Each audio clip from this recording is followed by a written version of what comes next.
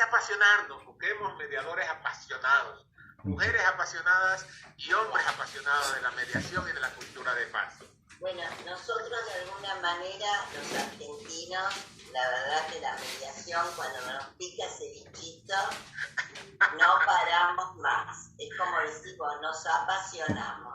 Así El tema es cómo trabajar con los participantes cuando están entre ellos tan mal, con un conflicto. Hay que educarlos, sensibilizar, y todo lo que has dicho, que fue un gran y valioso aporte. Gracias, Walter. Te escuché muchas veces en numerosas clases. Gracias. Muy bien. Ahora las preguntas. A ver, hay algunas preguntas, Doris, de parte del público. Doris. No está Doris. Pero bueno, las preguntas están abiertas. Ahí está Doris. Le he pasado las preguntas a Judy porque A mi Judith. internet está un poco deficiente. Allá, Judith, las preguntas. A ver, sí, dice, ¿qué opina? Dice, doctor Walter, dice, ¿qué opina de las emociones descontroladas y los conflictos sociales donde se ha contaminado a seres humanos con mercurio, con plomo, por parte de las empresas transnacionales? Bueno, lo que decía inicialmente, ¿no? Tenemos 4 emociones básicas. Esas emociones de alguna u otra forma van direccionando nuestros pensamientos, van direccionando nuestros sentimientos y por ende también nuestras acciones, ¿sí? Allí tenemos emociones posibles, sociales, individuales. Lo que decíamos, por ejemplo, en el Ecuador en este momento, la emoción del miedo, que eran emociones individuales, se volvieron en emociones colectivas, se volvieron en emociones sociales. Ya no es un individuo el que tiene miedo, es toda la sociedad en su conjunto que tiene miedo. ¿Sí? ¿Y eso a qué conlleva? ¿A qué nos conlleva? Si no hay una reflexión adecuada, si no hay un manejo adecuado de estas emociones, individuales o sociales, podríamos llegar a la anomía de Durkheim. Es decir, simplemente llegamos al suicidio como sociedades. O sea, en esa lógica, por eso es importante, por suerte todavía no estamos en la anomía, ¿no? Que es el último momento de la sociedad antes del colapso que plantea Durkheim, pero estamos frente a ello y en ese sentido comparto lo que decía Freddy con respecto a su exposición. Hay que comenzar a pensar en políticas públicas. O sea, por ejemplo, yo digo, la política pública, la mediación y la cultura de paz tiene que ser una política pública. No tiene que ser una buena intención de gente buena intencionada. Por ejemplo, aquí hablamos mucho de la educación, de la mediación escolar. La mediación escolar es una falacia, una mentira en nuestro medio. Hay muchos que dicen que hacen mediación escolar en el Ecuador, eso es mentira. No hay mediación escolar. Y no hay mediación escolar porque la norma lo prohíbe. Hay un mecanismo ostracista, un mecanismo de sobreprotección del cuerpo educativo, donde ellos mismos crean una junta de resolución alternativa de conflictos, entre comillas. Una junta, se llama una junta. ¿Dónde está quién? El director distrital de educación, donde está el director de jurídico y el director de talento humano. ¿Y los padres de familia? ¿Y los niños? Entonces, si hay un conflicto entre docentes y estudiantes, ¿quién va a ganar? No hay ni cómo, o sea, no existe. O sea, ¿para qué nos vamos a engañar? Cuando la ley es tramposa. O sea, generemos mecanismos entre pares, que la ley, si tú como mediador quieres intervenir en un establecimiento educativo, tienes que pedirle permiso al rector, el rector tiene que mandar la solicitud al director distrital y el director distrital verá si es que te permite ingresar al establecimiento educativo. No hay mediación escolar ni estudiantil. Eso es lo que hay que generar como política pública. O sea, podemos capacitar capacitar a los chicos, pero si no pueden ejercer entre ellos acciones, ¿para qué carajo lo hacemos? O sea, de buena fe simplemente. Generemos políticas públicas. Eso transforma porque le da seguridad al individuo. A diferencia de lo que decíamos, la tristeza, el miedo y la rabia son emociones que aseguran la sobrevivencia del ser humano, o deben asegurar la sobrevivencia del ser humano. Si a partir del miedo o de la ira no sientes que existe un Estado, una política pública que genera esa seguridad, nada te sirve. Entonces vas afianzando más bien sensaciones de inseguridad que finalmente te llevan a dos alternativas planteadas. La una, el suicidio como sociedad, o a la violencia como sociedad, que es lo mismo. Entonces vemos, por lo menos en nuestro medio, ante el miedo, que es lo que se ha incrementado, no solo por la pandemia. O sea, en este momento pasamos de 4 de cada 10 mujeres violentadas, pasamos a 8. Es decir, el doble. Vivimos una sociedad en grupos familiares altamente violentos. Y en los grupos indígenas, por mucho que seamos indigenistas o cosas por el estilo, los datos estadísticos que tenemos de investigación que hicimos el año pasado en Cayambe, entre la población indígena, las estadísticas llegan a 9 de cada 10. Es decir, es escalofriante. O sea, vivimos en una sociedad altamente violenta.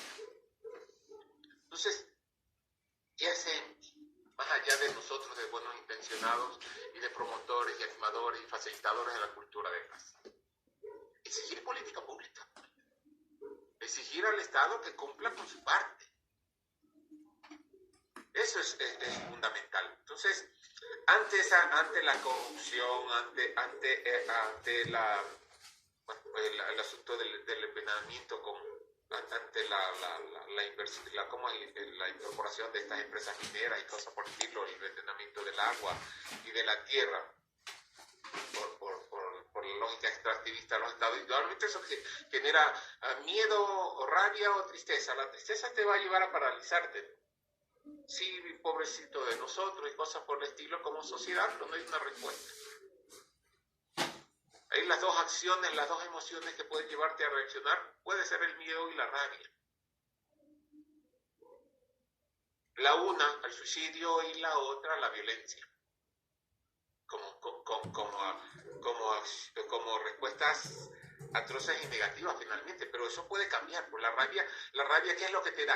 Hagamos un observatorio, hagamos una veeduría, hagamos una contraloría social, eso te lleva a la rabia. Y tenemos varios ejemplos, varios compañeros que a partir de la indignación, de la rabia, de la ira, del coraje, han generado unos movimientos sociales bastante importantes.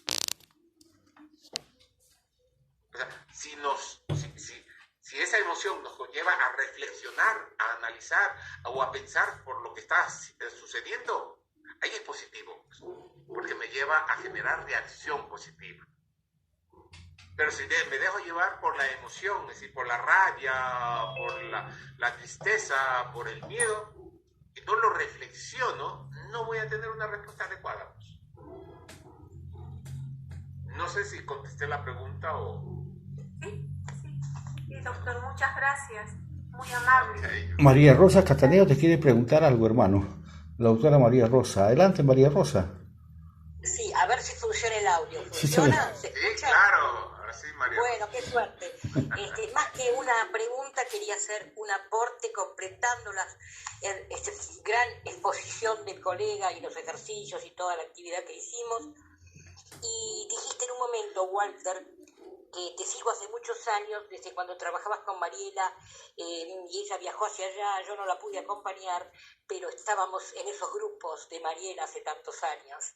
Bueno, te quería decir, la propuesta de Walter, les quería decir a todos, fue que una de las conclusiones del evento podría ser tendríamos que impulsar que la mediación y la conciliación sean políticas públicas. Y permítanme modestamente agregar también al arbitraje y otros métodos pacíficos de resolución de conflictos, porque en la medida que estos métodos sigan avanzando, y yo traté de explicar algo con la MEDAR, claro que no da el tiempo para explicar todas las bondades del arbitraje. El arbitraje también tendría que estar incluido como política pública. ¿Por qué? El ejemplo está, lo hicimos para el arbitraje comunitario, desde la Defensoría del Pueblo, para la comunidad. O sea, el buen arbitraje, el arbitraje con conciliación previa, si le quieren poner. Pero ¿no les parece que tenemos que incluir más métodos? Porque, bueno, la conciliación y la mediación sí, pero además, sumarlo al arbitraje, ¿no estarían de acuerdo? Claro que sí. O sea, yo No el creo que arbitraje de élite, perdón, no el arbitraje de élite, no el arbitraje para las grandes empresas solamente, el arbitraje al alcance de todos, que sea gratuito, que sea accesible para todos, para los vecinos, para la comunidad, y también la mediación y el arbitraje escolar, no con el modelo que lamentablemente dijiste que funciona ahí en tu país, Ecuador. El modelo que proponíamos ayer, con María de los Ángeles, con María Estela, un modelo de arbitraje y de mediación en las escuelas, pero hecho por los alumnos, después de ser, y si no hecho por tribunales arbitrales integrados por alumnos, profesores y autoridades, pero elegidas en un voto democrático, ¿me entendés? Es difícil trabajarlo, cuesta, pero quizá nosotros o nuestros descendientes lo logren. Seamos optimistas, ¿no? sí, yo creo que es importante. Sí, yo creo que es importante incorporar algunos elementos. Uno de los problemas que nosotros tenemos, el Ecuador es uno de los primeros países en sumarse a los métodos alternativos de resolución de conflictos, ¿no? La primera ley que tuvimos nosotros fue en el 37, ¿no? Creo que es uno de los primeros países de América Latina con una ley con métodos alternativos. Fue la ley de arbitraje, ¿no? Actualmente, la del 37.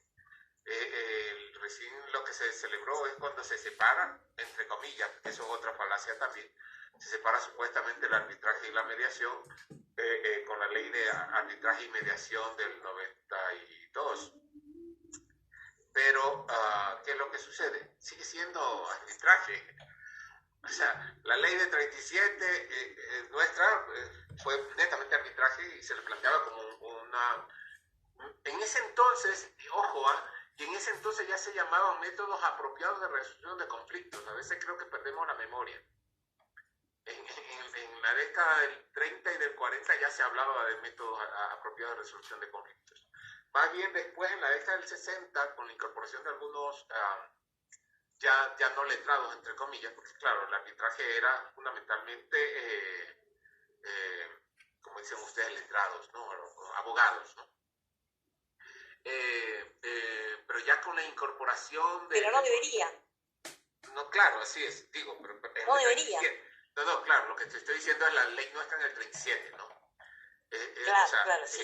eran le llamaban métodos apropiados de resolución de conflictos y eran básicamente para letrados. Y era solo el arbitraje, ¿no? Indudablemente. Pero prácticamente el Ecuador es pionero en ese sentido, de incorporar los métodos alternativos, como se les comenzó a llamar más bien desde la década del 60, ¿no? Pero más bien por la incorporación ya no solo de letrados, sino de otras profesiones a la resolución de conflictos. Ahí es cuando pasan a ser de apropiados, pasan a ser nuevamente, a hacer métodos alternativos. ¿Por qué? Porque ya no necesitaban de letrados, fundamentalmente esa es mi conclusión en ese entonces. Entonces, bueno, acá nosotros, con la nueva ley, lo que se plantea es la incorporación de la mediación como un método alternativo de resolución de conflictos, pero la mediación lo que tiene son 8 artículos. Mediación comunitaria, 2 artículos. Ni hablar de la mediación escolar. O sea, pero en la gran medida, el gran desarrollo de la ley es básicamente arbitraje. Entonces, ¿por qué? Porque en arbitraje es donde está el billete, pues. Sí. El arbitraje en nuestro medio es solamente para... Puede no estarlo si ofrecemos como política pública arbitraje comunitario, arbitraje de consumo. O sea, claro, yo creo que hay que ir pensando en esas cosas. Hay que ir, por eso digo, tendríamos que ir repensando la epistemología de los métodos apropiados de resolución de conflictos. Nuevamente, estas discusiones de antaño de la década del 60, retomarlas. porque hay que reconstruir la epistemología, hay que reconstruir la episteme, de tener claridad en qué vamos a entender como arbitraje, conciliación, mediación y las otras alternativas. Por ejemplo, yo estoy de acuerdo con Alberto cuando hace 3 años incorporó dentro de los métodos la facilitación.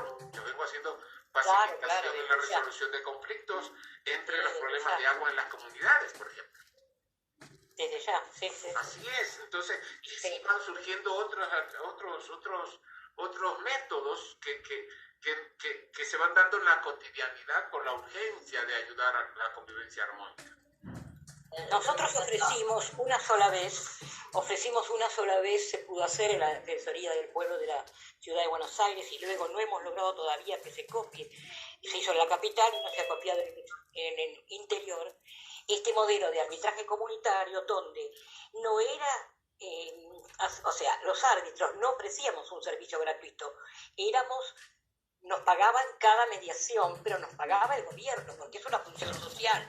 El arbitraje era gratuito para las partes, para los vecinos, y eso me parece un buen modelo para implantar. Eso no lo decía la ley, lo hicimos nosotros como creativos, aconsejándole a la Defensoría que ofreciera ese tipo de arbitraje gratuito para las partes y bien pago para los árbitros. ¿Por qué? Porque funcionarios del gobierno cobran buenos pagos, los jueces cobran buenos pagos.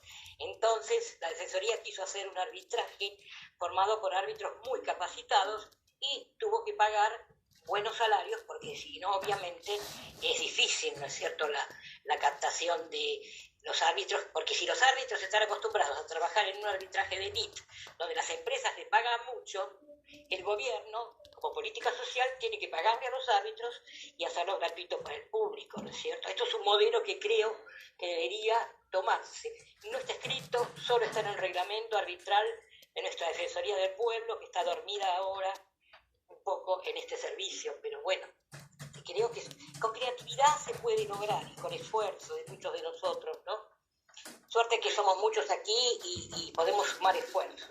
Sí, yo creo que hay que sumar todos esos esfuerzos para ir juntando y recreando todos estos métodos apropiados de resolución de conflictos. Gracias, María Rosa. Gracias, Walter. Muy bien. Walter. Muy bien, que siga adelante, mi estimada Judith.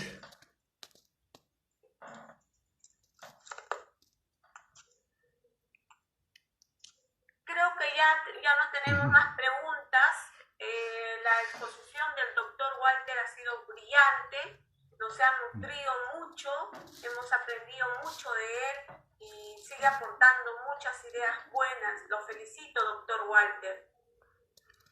Bueno, vamos a agradecer la presencia de todos ustedes, ¿no?, en este evento internacional Sin Fronteras por la Paz, a nombre del Centro de Formación de Conciliadores Sensei Nishihara y nuestros hermanos que hemos vuelto a ver desde siempre, desde toda Latinoamérica, casi sin fronteras.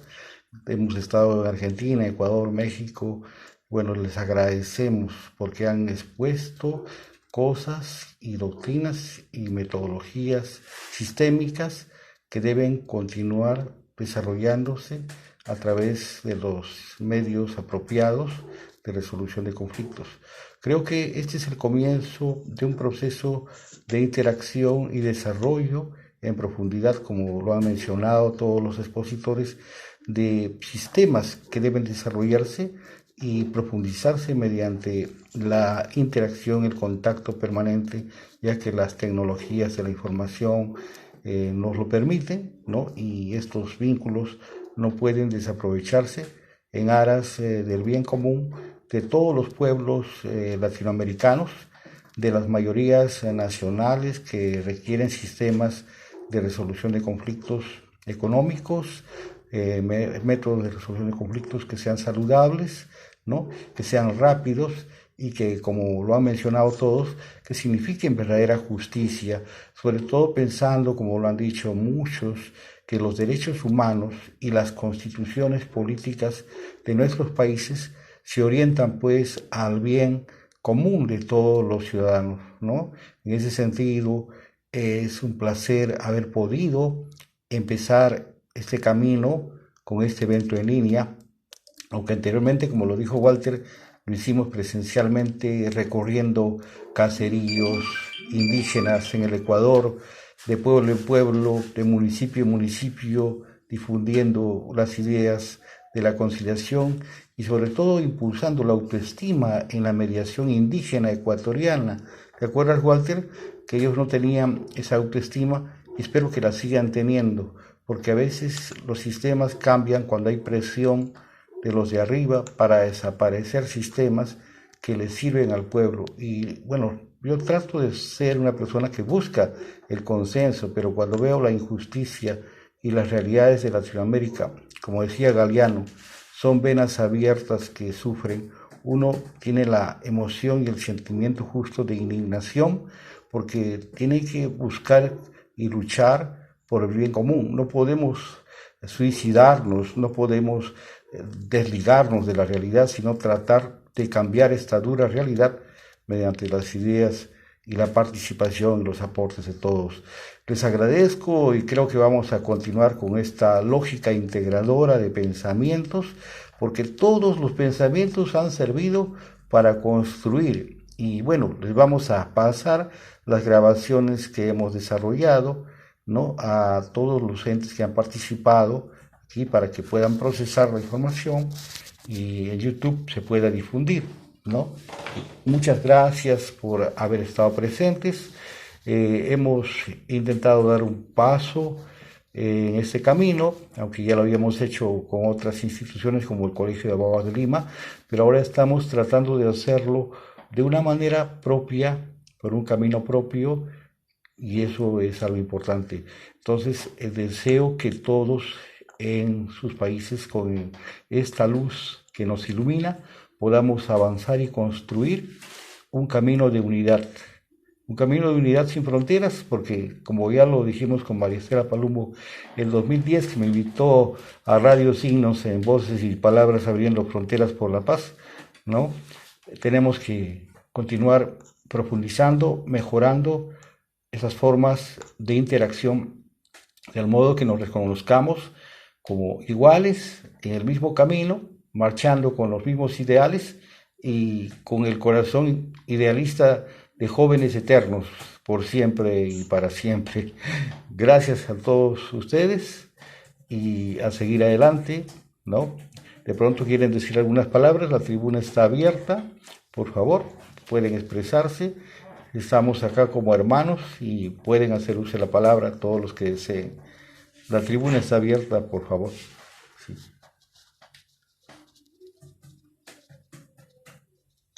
En lo personal, Freddy, agradecerte inmensamente, ya lo he colocado ahí en el chat, un seminario de alta categoría, importantísimo, de reunión de tantos colegas, maestros, tantos saberes que vamos aprendiendo e incorporando.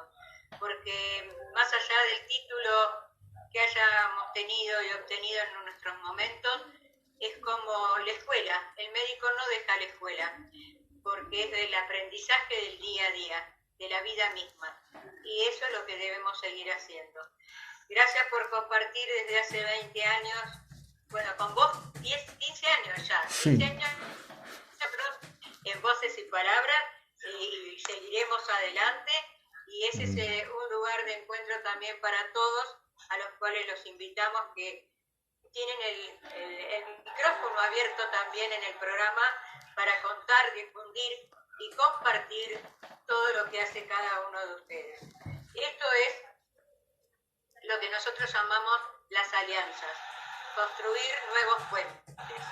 Y eso es lo que tenemos que hacer, seguir abriendo nuevos puentes entre todos.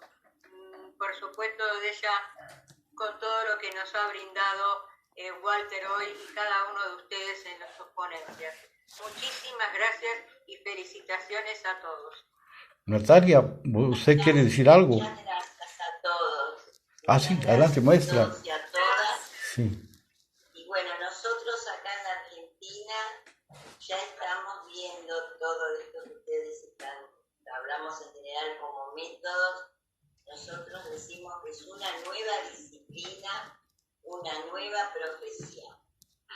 Es así, ahí somos colegas de distintas especializaciones. felicitaciones porque hacen falta, ¿no es cierto?, esta unidad, como decía Estela, pero al ser una nueva disciplina ya nosotros nos insertamos en las universidades, en las instituciones y en las políticas públicas, tratamos de avanzar en todo lo que podamos.